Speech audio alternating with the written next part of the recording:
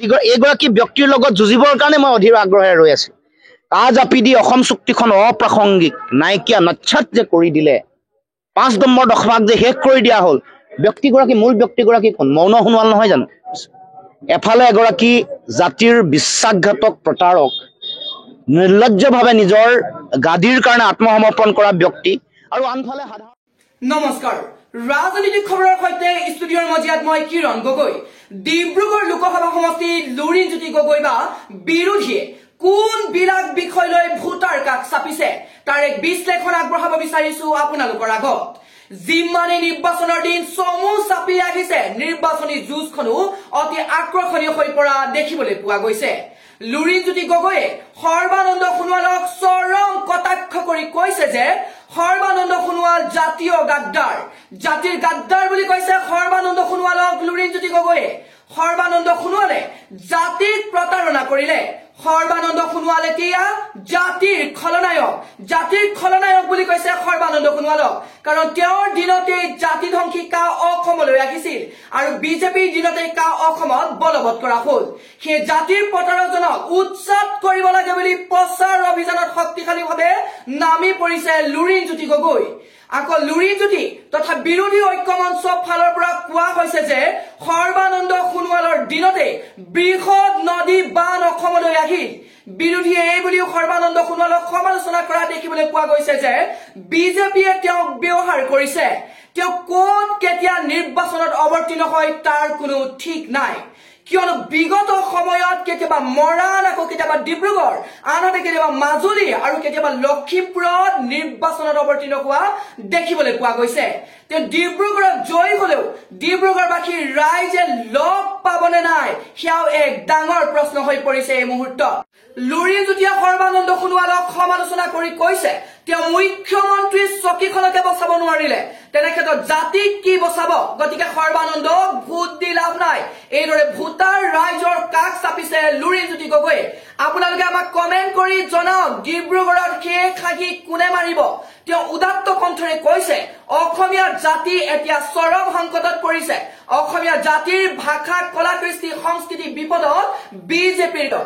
গতিকে অসমীয়া জাতিক ৰক্ষা কৰিবলৈ লুৰিণজ্যোতিক ভোট দিব লাগে বুলিও মন্তব্য কৰিছে। বিজেপিয়ে ধৰ্মীয় ৰাজনীতি কৰিছে বুলি চৰম কটাক্ষ কৰিছে। বিজেপিয়ে সমাজত সাম্প্ৰদায়িক বিষয়বোৰ বিয়পাইছে বুলি অভিযোগ কৰিছে লুৰিণজ্যোতি গগৈয়ে। গতিকে এই বিষয়বোৰ ৰোধ কৰিবলৈ, ধৰ্মীয় উন্মাদনা প্ৰতিৰোধ কৰিবলৈ লুৰিণজ্যোতিক জাহাজৰ চিনত ভোট দিব লাগে বুলি কৈছে আৰু বিজেপি পুলিয়ে পোখাই ৰাজনীতিৰ পৰা উভালি পেলাব লাগে বুলিও মন্তব্য কৰিছে। লুৰিণজ্যোতিয়ে কৈছে কা আন্দোলনৰ সময়ত বিজেপি চৰকাৰে 5জনকৈ ল'ৰাক গুলীয়াই হত্যা কৰিছে বুলিও বিৰোধী দলে অভিযোগ উত্থাপন কৰিছে। আপোনালোকৰ ভোট আপোনালোকৰ অধিকাৰ, আপোনালোকৰ মতামত জনাওক, কমেণ্ট কৰি জনাওক ডিব্ৰুগড়ত সেই খাগি কোনে মাৰিব, অৰ্থাৎ ডিব্ৰুগড়ত কোন জিকিব আৰু কোন হাৰিব। কমেণ্ট কৰক আৰু কমেণ্ট কৰি জনাওক। লুৰিণজ্যোতিয়ে কৈছে মোৰ প্ৰাণ যায় বচন নাযায়, জয় পৰাজয় গণতন্ত্ৰ চলি থাকিব বুলি লুৰিণজ্যোতিয়ে কৈছে। অসমীয়া ৰাইজৰ হৈ যুঁজিছো আৰু যুঁজি থাকিম বুলি কৈছে লুৰিণজ্যোতি গগৈয়ে। অসমৰ মানুহৰ যি আশা আকাংক্ষা, অসমৰ মানুহৰ প্ৰতি কৰা অন্যায়ৰ বিৰুদ্ধে আছিলো আৰু আছো আৰু চিৰদিন থাকিম বুলিও কৈছে লুৰিণজ্যোতি গগৈয়ে। তেওঁ আৱেগিক কণ্ঠৰে কৈছে অসমৰ মানুহৰ আগত যি কথা দিলো সেই কথা ইফাল সিফাল নহয়, প্ৰাণ যায় বচন নাযায় বুলি কৈছে লুৰিণজ্যোতি গগৈয়ে।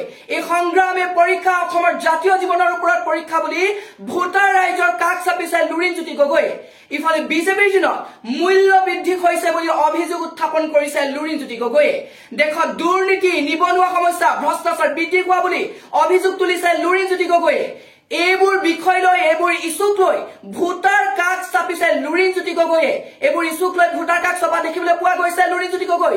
ব্ৰহ্মপুত্ৰ খান্দিম বুলি কৈছিল সৰ্বানন্দ সোণোৱালে, কিন্তু ব্ৰহ্মপুত্ৰ খান্দিলে নে নাই সেয়া এক ডাঙৰ প্ৰশ্ন।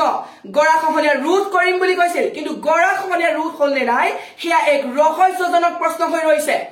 ব্ৰহ্মপুত্ৰৰ দুয়োফালে এক্সপ্ৰেছ হাইৱে বনাম বুলি কৈছিল, কিন্তু বনালে নে নাই এই হাইৱে এক্সপ্ৰেছ সেয়াও এক ডাঙৰ প্ৰশ্ন।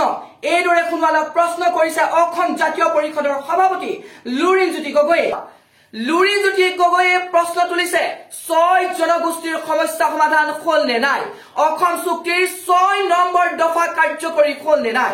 বান গৰাখহনীয়া সমস্যা ৰাষ্ট্ৰীয় সমস্যা হিচাপে ঘোষণা হ'লনে নাই বুলিও প্ৰশ্ন উত্থাপন কৰা দেখিবলৈ পোৱা গৈছে প্ৰদূষণ মুক্ত অসম বুলি কোৱাৰ পিছত এতিয়া গুৱাহাটী ভাৰতবৰ্ষৰ ভিতৰত দ্বিতীয় প্ৰদূষণযুক্ত চহৰ বুলি সমীক্ষাত প্ৰকাশ পাইছে এই বুলি অভিযোগ উত্থাপন কৰিছে লুৰিণজ্যোতি গগৈয়ে দেশৰ ভিতৰতে 5 নম্বৰত অসম হ'ব বুলিও লুৰিণজ্যোতিয়ে মত প্ৰকাশ কৰা দেখিবলৈ পোৱা গৈছে আমি আত্মনিৰ্ভৰশীল হয় নে নহয় বুলিও প্ৰশ্ন উত্থাপন কৰিছে সৰ্বানন্দ মাছ মাংস কণী গাখীৰ আদি কোনবোৰ দিশত আমি আত্মনিৰ্ভৰশীল এই বুলি প্ৰশ্ন কৰিছে 98% কৃষিভূমি জলসিঞ্চন নাই বুলি অভিযোগ উত্থাপন কৰিছে লুৰিণজ্যোতি গগৈয়ে জনগণৰ কণ্ঠ হ'বৰ বাবে লুৰিণজ্যোতিক ভোট দিব লাগে বুলি কৈছে তেওঁ পুনৰ প্ৰধানমন্ত্ৰীক সমালোচনা কৰি কৈছে 16 মেৰ পিছত বিদেশীয়ে তুলি টুকুলা বান্ধিব লাগিব বুলি কৈছিল কিন্তু সেই প্ৰতিশ্ৰুতি ক'ত গ'ল বুলি প্ৰশ্ন উত্থাপন কৰা দেখিবলৈ পোৱা গৈছে তাৰ পৰিৱৰ্তে